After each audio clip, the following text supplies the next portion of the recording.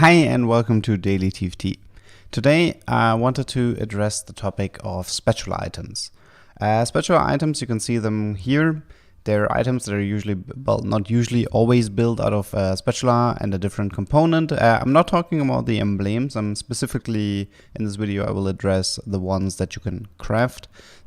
So we have like the Striker, the Challenger, Arcanist, Hextech, Debonair, Mutant, Chemtech, Assassin, and we don't really need to talk about the Force of the Tactician's Crown, as it's now called. And the topic of this video is kind of which champions are good with which of these emblems, which ones are worth building and which ones are worth avoiding. So hopefully after this video you're gonna have a pretty decent idea about the different types of emblems and how you can utilize them. Let's get started. First of all, we have the Striker emblem. Now personally I feel the Striker emblem is extremely terrible. It's almost never worth playing. I would say the most common use for the Striker emblem is for Senna. Senna has a fairly decent AD type ratio. She tends to be played in almost every single Striker comp because you tend to run Socialite for the Aurelia, which means that it's gonna look a little bit like this. The thing about Striker emblem is that I feel like it's never worth building early. There's pretty much no way in hell that a Striker emblem will ever outperform an Infinity Edge or even a BT or something like this. It tends to be more of a leftover item that most of the time ends up going towards Senna. Even though you do have Striker emblem, I feel like 6 Striker tends to be a bit of a bait trade. I would say the most common use for this emblem ends up being something like a 4 Hextech 4 Striker type comp that usually involves running a combination of Sivir and Aurelia carry. Sivir does tend to be, I mean, you can set her up as the main carry. I mean, there's different types of build. A lot of the builds end up looking a little bit like this, Infinity Edge, Last Whisper Hurricane, or something in this department, with all the other items going towards Aurelia, but you can also go a little bit more of a utility route with Sivir and putting a lot more carry type items onto Aurelia. But I would say this is the type of comp that ends up utilizing the Striker emblem the best. But I would still not recommend building this. I think overall you most of the time going to find better choices for this emblem. So yeah, not a big fan. I would advise you guys for the most part to skip it. As for the Challenger emblem, so Challenger emblem, I would say there's one main Challenger type comp, which is Warwick Trindamer reroll. It's this type of comp. And honestly, I would say that the Challenger emblem in most cases, so this comp likes running. I mean, this is not a perfect comp, right? This is just a little bit thrown together to give you guys an idea of what the comp more or less is supposed to be. And I would say that this comp tends to be, they tend to run Zilean or Orianna for Clockwork together with Camille. That's at least pretty common and pretty popular. And I would say that the Challenger emblem tends to go on either of these two. I would say this is the most common use for the Challenger emblem. Put it on the Clockwork champion, either Zilean or Orianna, depending on who you run. Can be good, for example, on Orianna together with a Shojin. Get yourself a decent amount of CC fairly early on. I don't think Challenger emblem is that great. I mean, it is pretty good because it allows you to get towards the 6th Challenger without needing Kai'Sa. And honestly, that can be pretty useful, getting 6th Challenger without the Kai'Sa.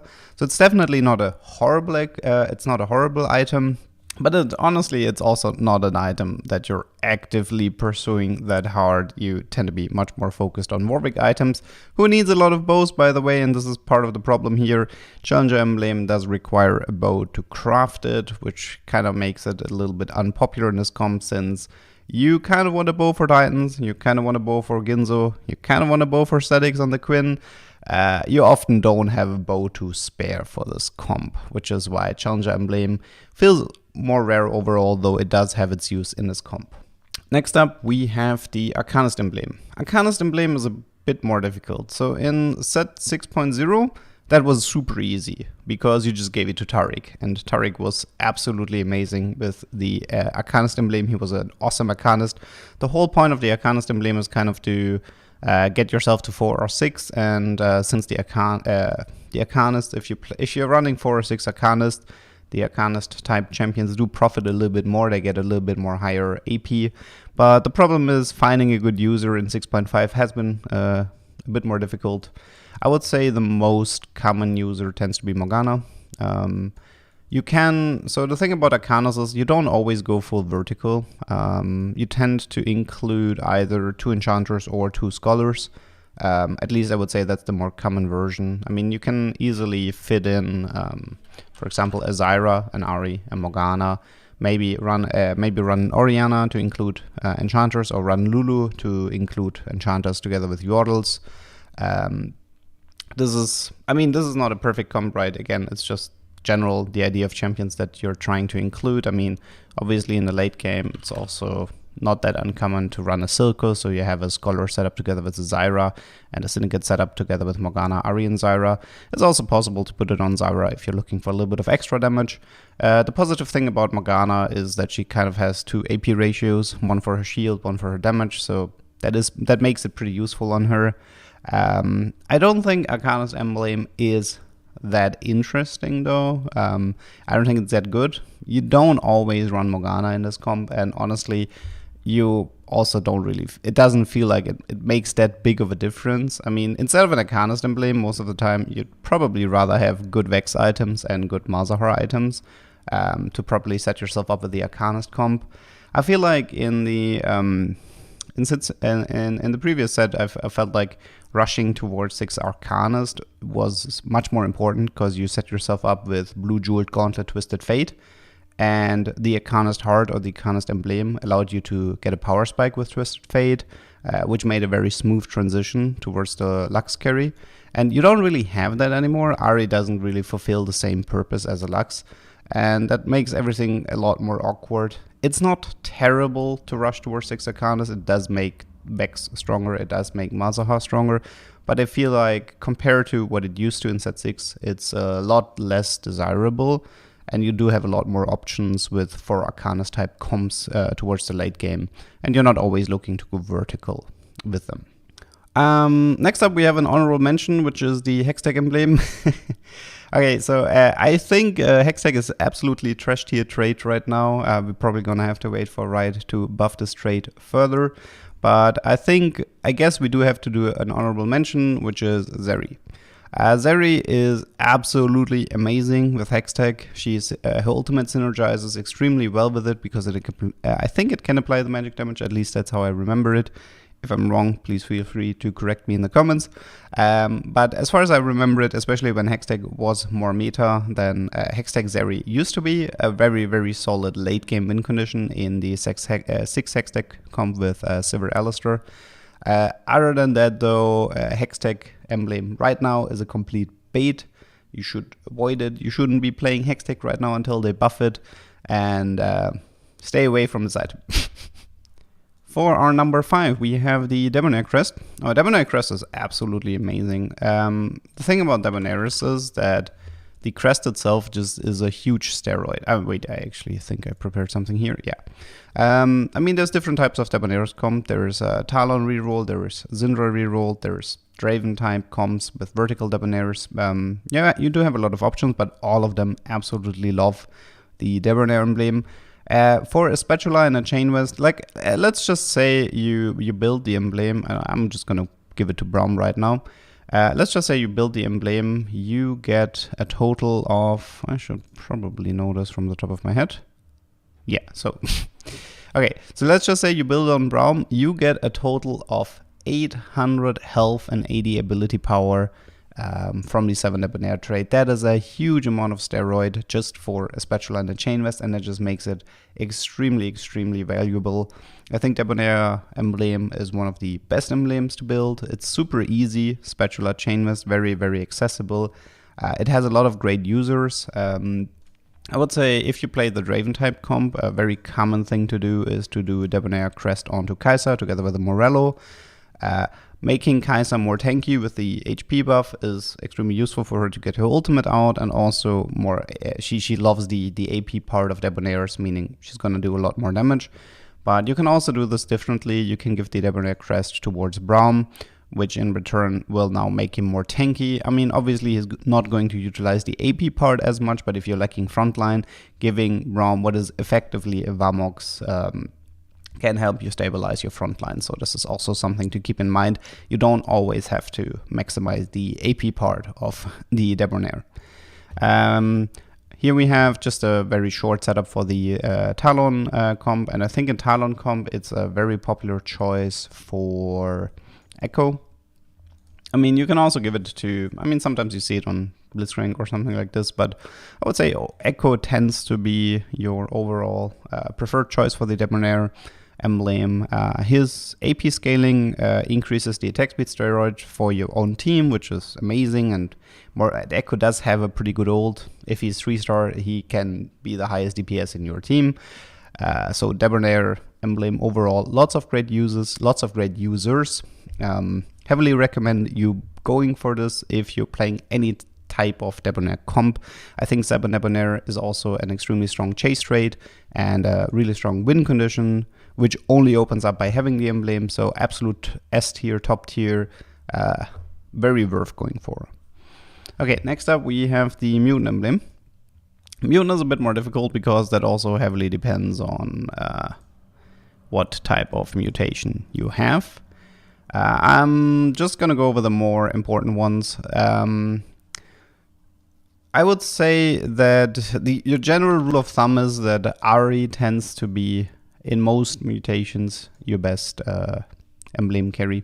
It's like in mana reduction, Ari is extremely strong. In Void, she can be decent. In Elderwood, she can be decent. I mean, honestly, Ari tends to be, as an additional DPS, she tends to, most of the time, take care of the Mutant emblem and perform pretty well with it. Obviously, this isn't the case for every single mutation. For example, if you're playing Cybernetic, you might be much more interested in running something like a Draven or a Jinx. I would say Draven and Jinx tend to be very popular choices for both the physical type mutations, which means Blade Master and Cybernetics. Jinx, especially with Blade Master, is absolutely amazing and one of the potentially strongest champions in the game. If you have like something like an Edge of Night, QSS, Blade Master, Mutant, Jinx, or anything in this department, she will likely deal 10,000 damage every fight and completely win you everything. So I love her in that type of mutation. Cybernetic Jinx is also pretty strong. It's nice to give her a lot of bonus HP, making her a lot more tanky. Depending on what type of comp you play, the Cybernetic emblem can go on pretty much. I mean, sometimes you see it on Alistar if you really value the Colossus and the bonus CC. Sometimes you see it on Galio. The crazy part about the Mutant emblem with stuff like Cybernetics or mana reduction is just the huge amount of value you get.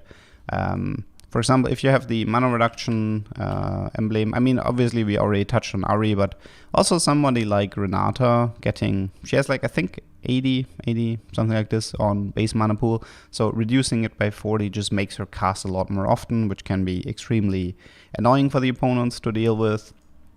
Overall, Mutant, I would say the rule is, if it's a good mutation, so mana reduction, cybernetic, maybe something like Elderwood as well, the emblem is super strong, right? It's always worth going for. Most of the chase traits, especially Synaptic and Cybernetics, are absolutely crazy. Cybernetic gets a huge amount of AP bonus, and Cybernetic is probably by far the best Mutant Crest mutation. Simply because the item itself counts for Cybernetics. So in case you don't know, with Cybernetic mutation, you need to have a component to trigger the effect, but the Mutant emblem itself is considered an item. So if you put a Mutant emblem onto a Draven, then this will in turn proc the Cybernetic buff from Mutant, which means you don't have to put any more components on the unit, and that's just brutally efficient, and I love it and I heavily recommend it. So yeah, in most cases, Mutant Crest is amazing, but there's obviously some exceptions. I would say that, I mean, not every mutation is good. I think in Omnivamp, the Crest is pretty useless, and honestly, I don't like it in Darkstar either, which is the Voracious Appetite. Don't really like it in that one either. This is one of the reasons why you really need to know the mutation before your first augment. You always need to scout for Kassadin, for Rek'Sai. You should, in the early game, you should always scout, and you need to figure out the mutation. If the mutation ends up being cybernetic or mana reduction, and as a first augment choice, you get a mutant crest, where you receive the mutant emblem, or you get an ancient archive, and there is a mutant emblem in there, and you know it's a good mutation, that can win you the game. It can guarantee yourself the top 4.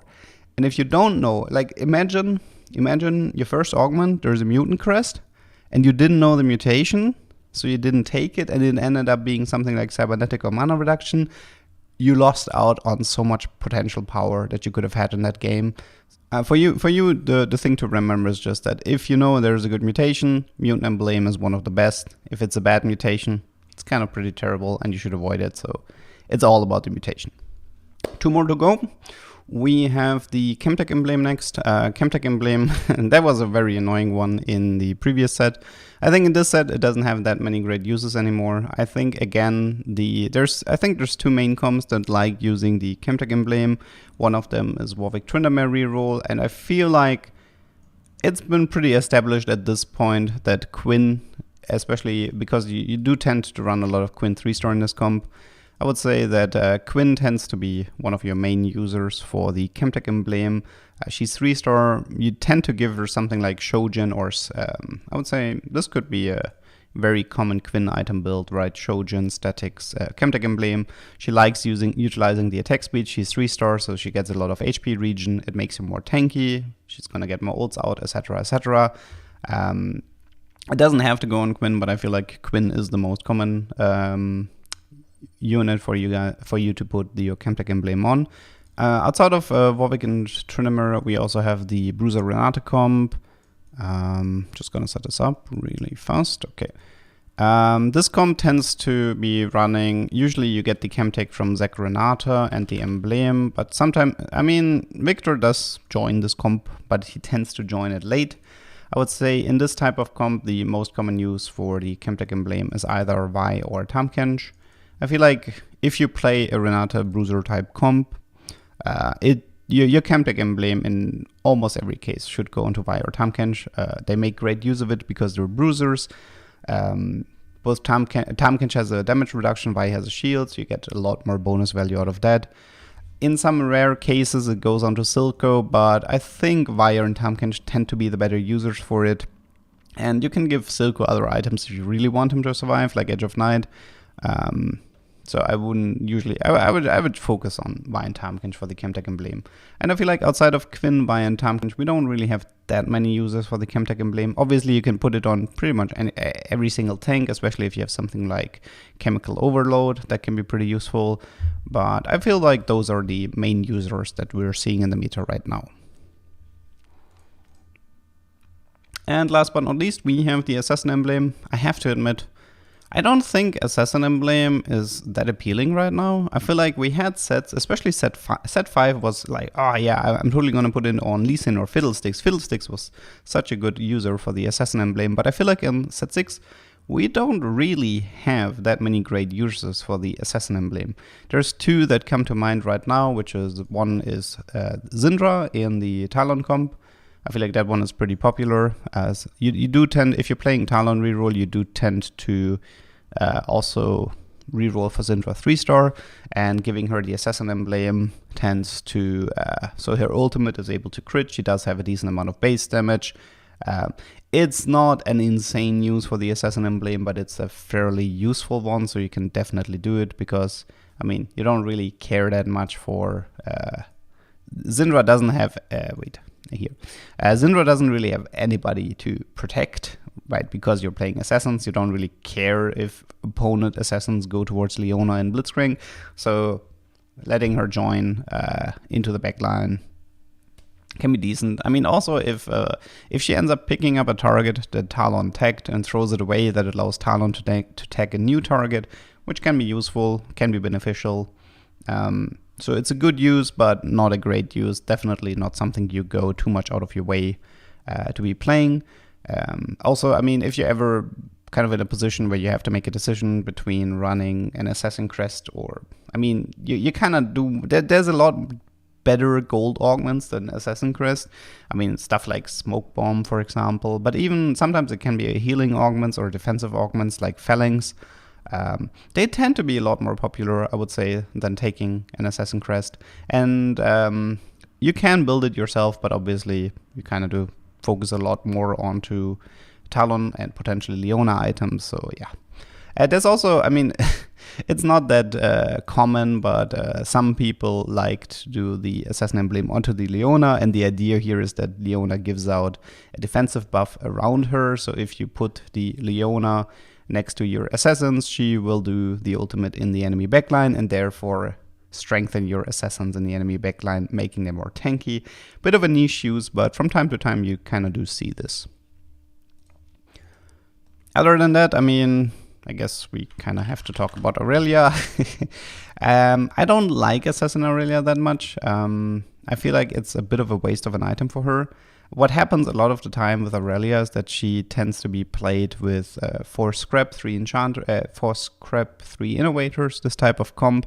And what ends up happening is that the only assassin that you're running together with Aurelia tends to be Echo. So, I mean, obviously you can add Kha'Zix and a fourth assassin, trying to get more value out of the Assassin Emblem. But in most cases, there's better items for Aurelia, right? I mean, you kind of want the Infinity Edge, the BT, the Whisper, the Giant Slayer, whatever, the QSS, whatever you find, whatever you require in the setup. And I feel like the Assassin Emblem, what's going to end up happening most of the time is you're just going to play 2 assassins, so the overall damage increase you get from it is pretty poor. And she auto attacks the backline, she's going to one-shot the backline, and then she's going to charge towards the front line because, you know, you didn't really hit too many people in the backline. Chances are that the opponent's front line probably took more damage than whatever Echo dealt to somebody in the backline. So the Aurelia will jump to the backline and then jump towards the front line, and it's honestly not that ideal of a situation. And that already, the whole point of the Assassin Emblem is for Aurelia to jump over the tanky front line and sort of like take care of everybody in the backline. I feel like maybe this can work if you're combining it with a Hurricane and hopefully make sure that Aurelia maintains her backline charges by giving her Hurricane and therefore hurting enemy backliners. But honestly, that's a bit optimistic. Most of the time, I feel like she will do better if you give her a normal item build. I think there is a use for the Assassin Emblem on Aurelia. It's not super terrible. I think it works really well with frontline Socialite hexes. Like, assuming right now where Aurelia is standing and you're running Socialite, just gonna add Socialite really fast. So assuming you have a center frontline Socialite hex, so what can happen is that, let's say the opponent is playing a Braum, and this Braum is now going to have a Bramble Vest and a Vambox or something like this. So this is extremely annoying for Aurelia to deal with. You have an extremely tanky frontliner right in front of her face who's also going to CC here. This is really annoying, but you kind of do want the Socialite value. So what do you do? Well, you give her Assassin Emblem, and now she's gonna jump over the Braum and hopefully going to stay in the backline. I think one of the reasons why combining Assassin Aurelia with 4 assassins, or the main idea is that if you do this, wait, where's the Kha'Zix? So if you combine Aurelia with the 4 assassins, then you have a higher chance of Aurelia jumping towards the backline and then jumping towards the target that Kha'Zix ended up auto attacking instead of her charging towards the front line, towards the Braum. Definitely a bit more complicated. It's definitely more complicated to get a great use out of Assassin Aurelia, but it does have its use, even though it's a bit niche. And I think, I mean, obviously I didn't cover every single one. Those were just the main users. I'm pretty certain I forgot a few, but this is where you guys come in. Please feel free to let me in the comments what units I ended up missing out on that I totally should have mentioned in this video on. This unit should have had this emblem and this comp and it's amazing. And yeah, please let me know. And feel free to hit the subscribe button as well. And other than that, that was it for me today. See you guys tomorrow.